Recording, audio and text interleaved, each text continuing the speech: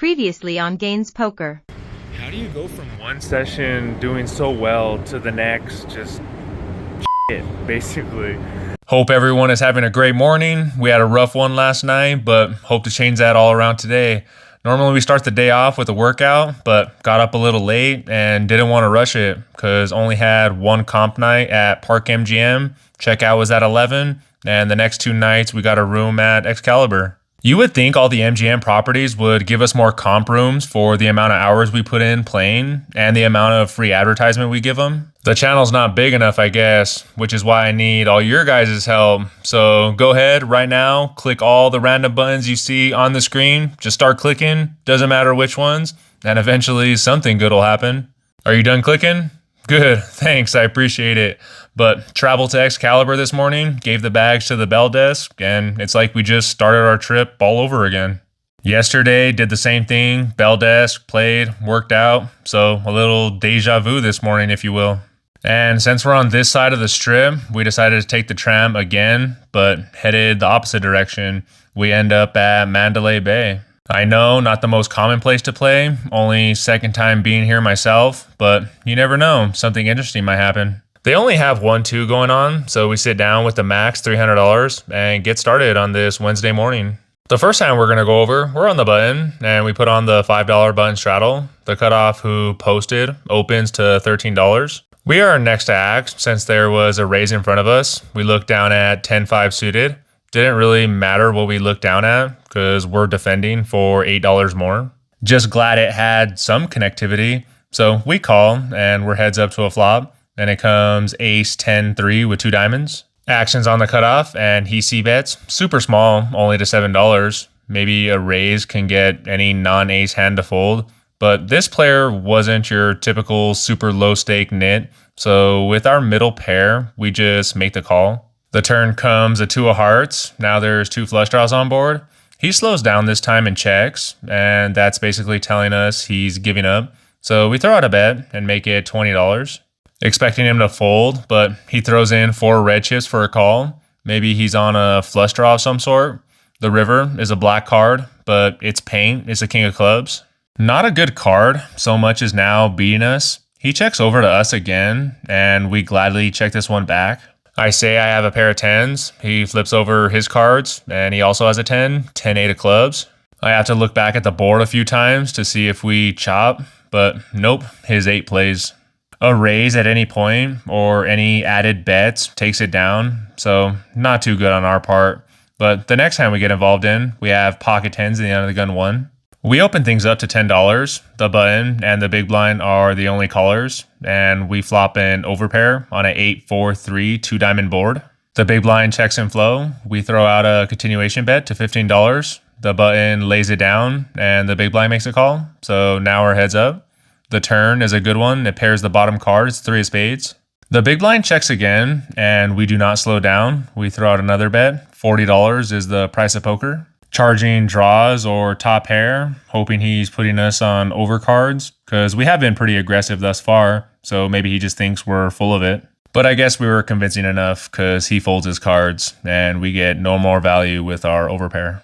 And that's really showing the difference between good runouts and bad runouts. The last hand was a bad runout for us to continue any aggression. But this hand, the next street, the turn, was easy to continue applying pressure. Fundamentals plus good card distribution makes this game a lot easier. An orbit later, we look down at our first premium of the session in the hijack, ace-king suited. We open it up to $10. The cutoff folds, the button calls, and the blinds fold their cards. So heads up to a flop, and it comes good for us. It comes ace high. Normally we c-bet, but can't always c-bet when we hit the flop or bet every single time there's a ace high board when we were the aggressor. So we switch things up this time and check to the button, and right away he checks back. So off to a turn, and it comes the deuce of hearts. Now we have the nut flush draw to go along with top. Life's pretty good right now, and we can't have this check through again, so we got to put some money in the middle. So we make a delayed c-bet and throw out $20. Could have made it bigger, or should have made it bigger, but we have this board completely crushed. He makes the call rather quickly, and hoping for a heart or just a brick should get the job done. The river comes and it's a 4 of diamonds. The only hand that gets there is 2-3 for a straight. And I feel like if we were beat, we would have heard from him sooner. So I feel pretty comfortable about going for another straight of value. So we bet again, this time for $55. He takes his time on this one and assembles more chips than $55. He raises to 125. This sizing as a bluff doesn't make any sense. And then again, what is he doing this for value? 2-3 of hearts, maybe. But this table is so nitty, I doubt even the button calls an open to $10 with that hand. I mean, for example, a few hands back, a player limped kings in late position. Like, what is that? So we basically snap call because it's pretty much a min click. And I just feel like it's an amateur move trying to make something happen. He flips his cards over and shows pocket sixes for a set on the flop. And at this time, I was pretty bugged, but now looking back, I should have lost my entire stack. If he bets the flop or raises the turn, I lose it all, because I'm not going anywhere with top and nut flush draw. So I guess we saved $100. Small victories. With that hit, we add on to our stack $200 topping off. So now in the game for $500 total. A lot more of this happening, opening to $10 and everyone folding until this hand. We're on the button again, and we put on the $5 button straddle.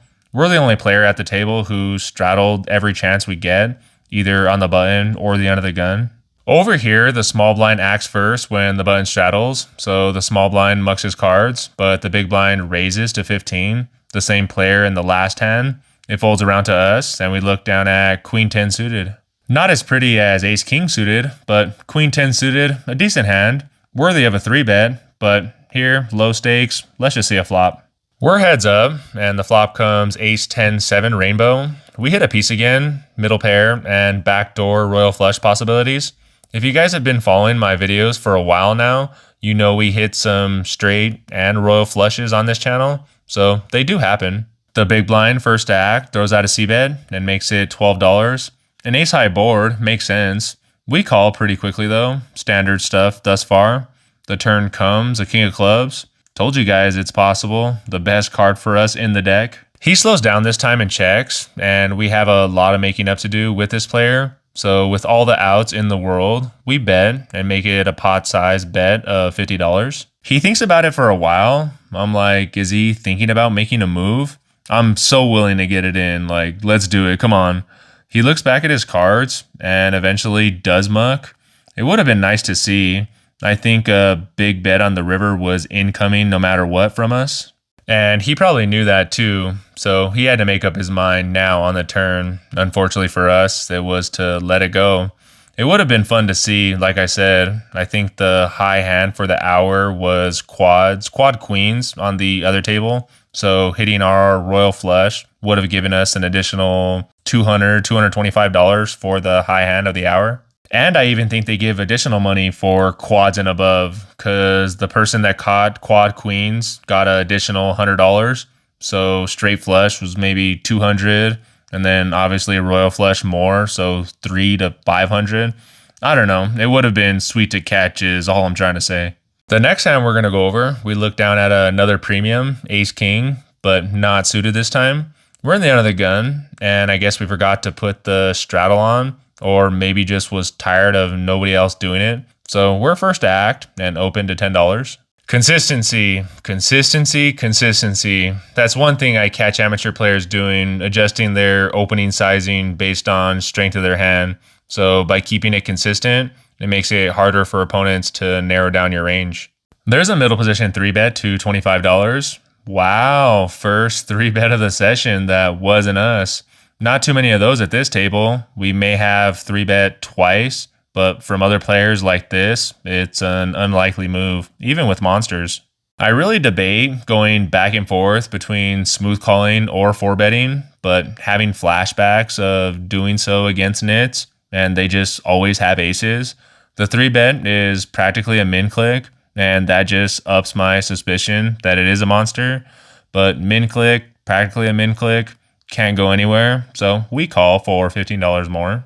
And we go heads up to a flop out of position, and it comes all low cards, 10, 8, 5 with 2 clubs. So 2 overs, backdoor, second nut flush draw, and straight possibility. we check in flow to the 3-better, and he c-bets and throws out $25. We just make the call, hoping to catch a backdoor. Any backdoors? The turn is not one of those backdoors, is a 9 of diamonds. You would think an overpair would not like this card at all, but he bets again anyway. He doesn't care that this card favors us more than him, and I know he has an overpair. I just know it, but because of my opponent's lack of poker knowledge, we can't even fight back because amateurs fall in love with big overpairs and don't like folding them. So we just fold when I see him reach for chips. I guess best case scenario for us, ace-king versus queens, but that's a long shot. Queens sometimes checks back the turn for pot control, but like I was saying, I don't know how nits think. So we probably dodged a bullet there, not 4-betting pre-flop, but this hand just took me over the edge. We're in the hijack with Jack 9 offsuit. We open things up to $10 because nothing is happening, and why not? It folds to the big blind, an older lady, 70s easy. She min clicks to $20. Oh my god. And right away I tell the guy to my right, what the fuck? And we actually fold to a min click. Never folded before to a min click, especially in position, but we actually fold this time. Like I said, this lady was easily in her 70s, and not trying to be judgy, but if you're facing an opponent like this, they're not putting in a min raise with anything other than aces. I probably should have called knowing her exact 2 cards, but a few reasons why I didn't. 1, my hand sucked. Cards weren't even suited.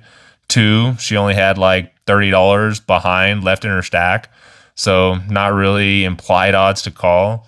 And 3, was just annoyed, frustrated already. I'm like, how am I going to win money here at this table? I thought about it for a little bit, and I couldn't find a scenario where this was going to be a profitable session. There's just no way. So I pick up my chips and head for the exit. And we take an L on the session, in for 500, out for 264. Only played for 2 hours, so a pretty bad hourly.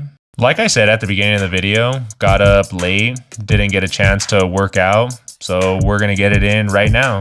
When we walk into the gym, there's a lot of people this afternoon, which is always nice to see. And for today's workout, it was all upper body, chest, back, and shoulders. I always like sharing my workouts when I can, and I do appreciate the few of you who hit me up about training. I always like sharing my knowledge on health and fitness because it's an incredible feeling to be healthy, and loving how you look in the mirror is a pretty sweet bonus. So if anyone else is interested in health and fitness stuff, don't be afraid to reach out. And that's it for this vlog, guys. It's a blessed day. Always remember that. And until next time, I'm Matty Ice. This is Gaines Poker. Peace out. I don't ever slow up, no I don't take shit. I got no love for the fakeness. If you wanna play tough and wanna hate this, I'll always show up. I don't ever slow up, no I don't take shit. I got no love for the fakeness. If you wanna play tough and wanna hate this, I'll always show up and make a statement. I don't ever slow up, no I don't take shit. I got no love for the fakeness. If you wanna play tough and wanna hate this, I'll always show up and make a statement. Everything I do so instinctive and so passionate. Every word I move so descriptive like an adjective. I got a vendetta against people who patented being negative when you should be getting after it. I got facts over tracks, this and that. Spitting slow, spitting fast, I could roast, I could gas. Think I'm okay at last, but I don't know if that can erase all the past. And the pettiness, a reflection of the emptiness. Hilarious, you think you're worth my time, you're delirious. Mysterious, because you hide behind a fake exterior. Inferior, you know I'll always be a bit superior. Get off of me, this ain't no humble brag. I want you to hear words, you can say them back. I want you to feel free from the chains at last, and to believe in what you got, it was built to last, yeah. Now that I've been put through hell, I never got anyone's help. I had to do it all myself. I don't ever slow up, no I don't take shit. I got no love for the fakeness. If you wanna play tough and wanna hate this, I'll always show up and make a statement. I don't ever slow up, no I don't take shit. I got no love for the fakeness. If you wanna play tough and wanna hate this, I'll always show up and and make a statement. Gonna learn the consequence of being incompetent. Mental health is confidence, dreams and some honestness. I'm not here to save the day, that's for you to take away. I could play a million mind games, but instead I say something not illogical, something that is topical. Rub it on and watch it go, make yourself